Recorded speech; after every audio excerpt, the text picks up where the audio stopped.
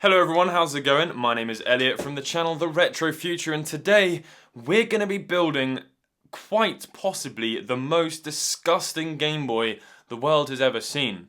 So disgusting, in fact, that this is potentially retina damaging, therefore eye protection is advised.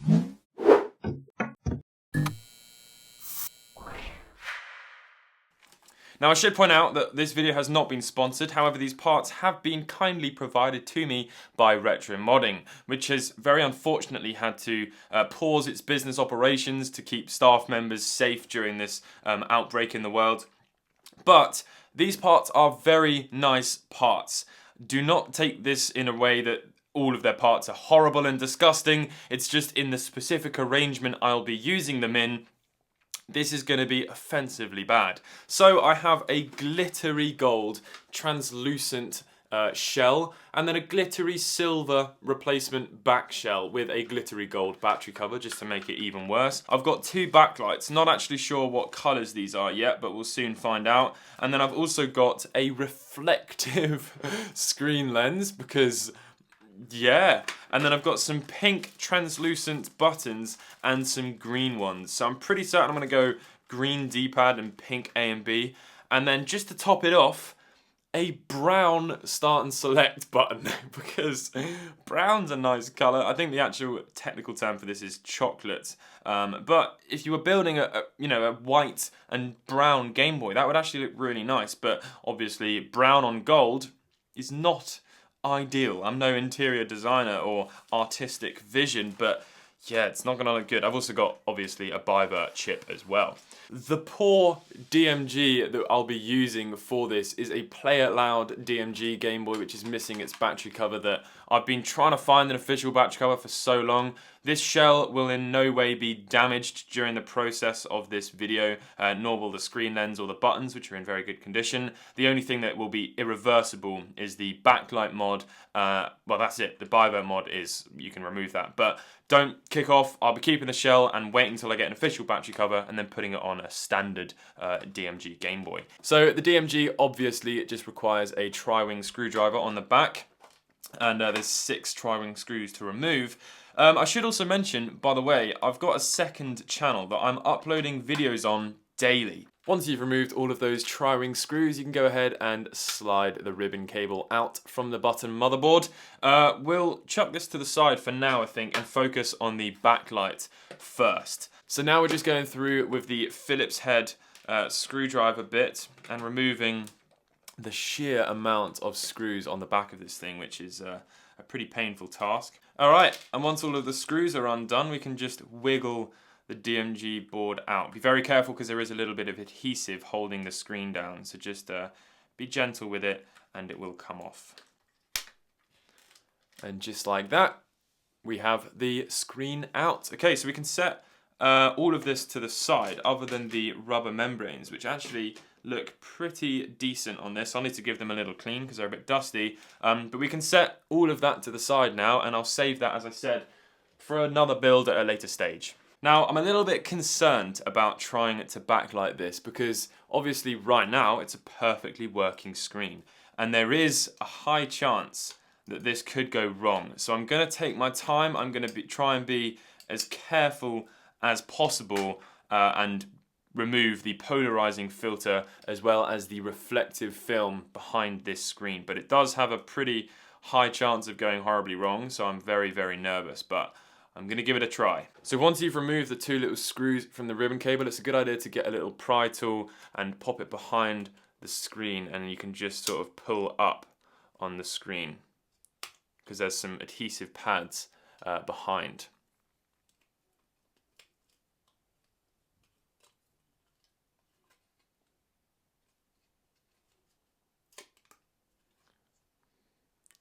So that's about as much room as we have to work with. It's not ideal, and this is where everything starts going horribly wrong.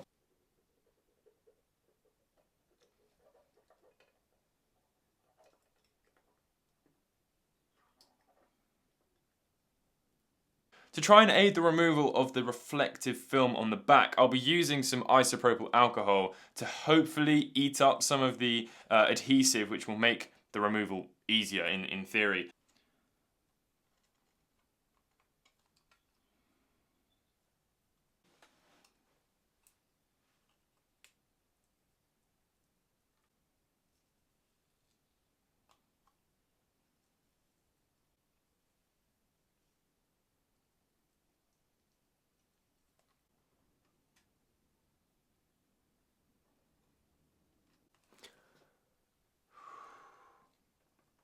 That does not necessarily mean that this has been successful. I've managed to remove the film, but I've got to now test this to see if there's any damage to the screen.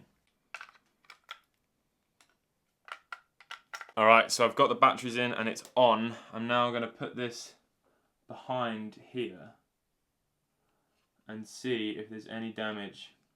Alright, so about half an hour and just so many Q-tips later and almost all of my isopropyl in the little jar, I have gotten to a stage where I'm comfortable to continue with the backlight. I've cleaned off 95% of the little bits of residue behind there. Unfortunately, I have seen a flashing horizontal line on the screen, which means that it's irreparable. Essentially, vertical ones are a far easier thing to repair, but horizontal is pretty much game over.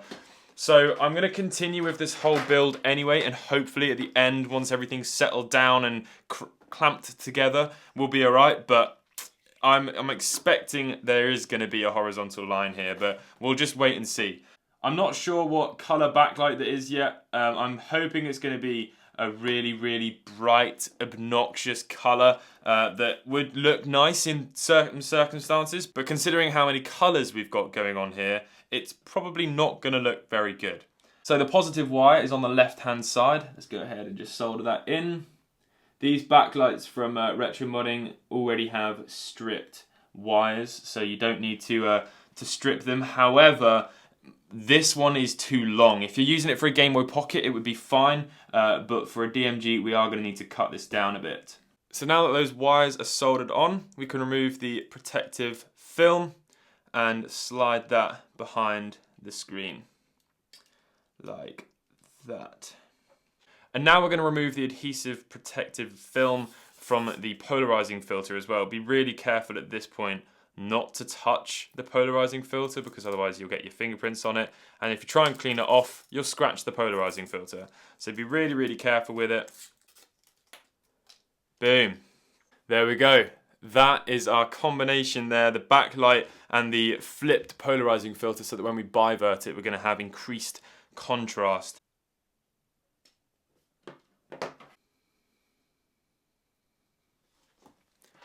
So I just tinned up the wires here, and now it's time to solder them in place.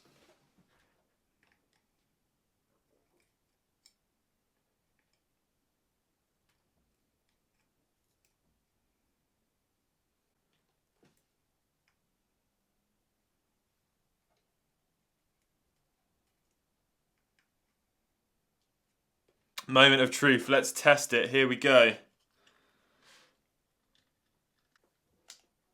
Boom. Damn it, it's just a white backlight.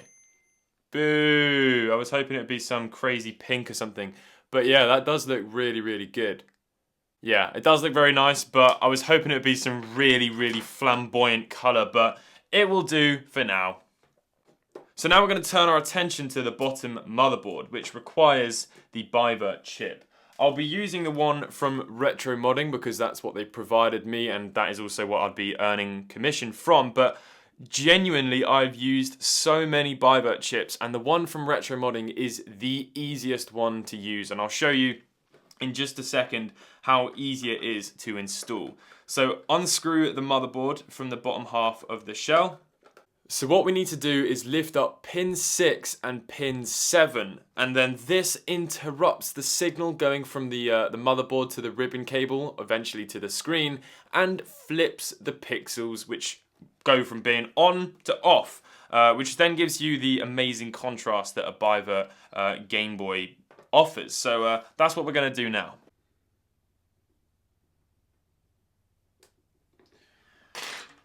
Okay, I think I've managed to lift them up now. Let's see if I can get my blade underneath. Yeah, absolutely perfect. Hopefully you can see that there. They're both lifted up. So once you've lifted up pin 6 and 7, it's fairly straightforward from there. Pin 6 and 7 are going to go on here. These are going to solder to the various points around the area, and then it just works. It's that simple.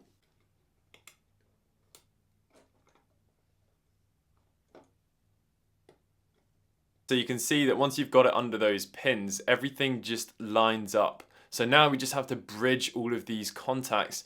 There's a little pad which goes through the motherboard there, and that's going to solder to the inside of this motherboard piece here.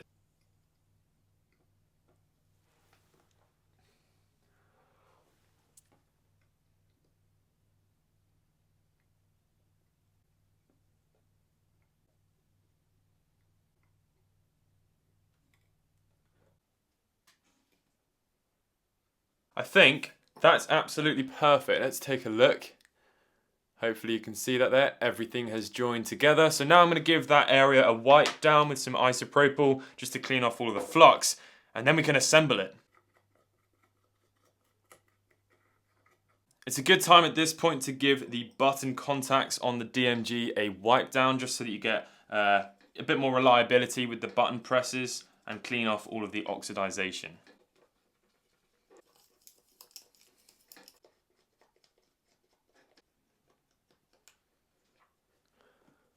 And this is the moment we have all been waiting for. It's time to put this absolute monstrosity together. So starting off with the top shell piece, we'll set that down and let's put our buttons in. Good grief. So let's go with a pink D-pad, which is nice. And then we're going to go with a green A button, but now that I'm thinking about it, I want to get a different colour B button. By the way, Retro Modding have actually made the molds for this. You can see their logo RM just there. So these are not something you can buy anywhere else other than from Retro Modding. I'm going to go get that other button. As you can see here, they've got a fair few different button colours to choose from. So let's see what we've got. Aha! I can see it already. Clear purple. Let's get that out. Lovely. Okay, let's chuck in those membranes. Oh yeah. And now we take our front motherboard and slide that in like that. Oh yes. Oh my god, that is something else. I'm going to go through and put all the screws back in.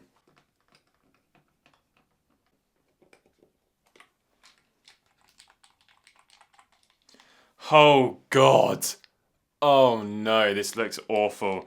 Right, let's get this screen lens on now. I know it's a little bit premature, but I really don't care. I just want to see what it's going to look like.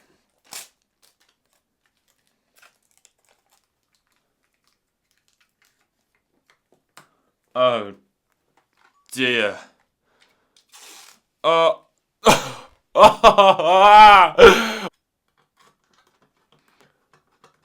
Here we go then, we'll drop the motherboard in just like that and screw that back into place. I'm going to go with a bright pink power slider because that just looks absolutely fabulous. We still don't know yet if the bivert has been successful, so let's plug the ribbon cable back in.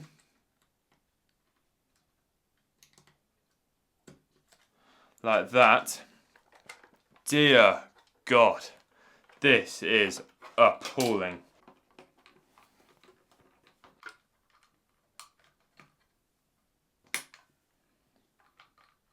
Moment of truth. Oh no. Please work. Please. Please. Yes! That is just... what have I done? What have I created? I am sorry to the Game Boy community for creating this. Let's just quick disclaimer this. Obviously, I'm not ripping into Retro Modding's components. I'm a big fan of the work that they do. Just in the configuration that I'm using them in, they don't look too terrific, but obviously in different scenarios, the beautiful components will look very, very good. And they're very high quality and nice feeling, and everything just has a nice sort of polished feel to it. This is all Retro Modding's own components that they exclusively make, and you won't be able to find anywhere else.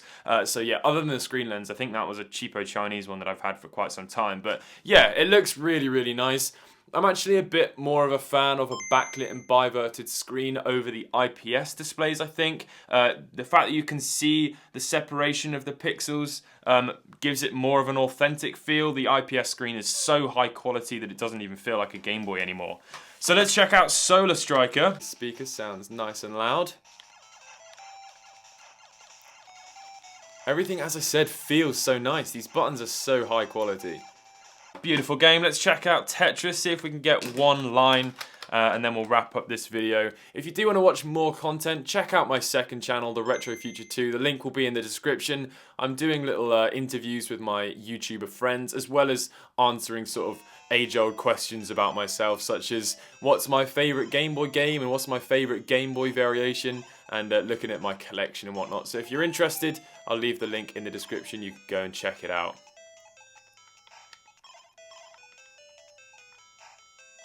See if we can get one line.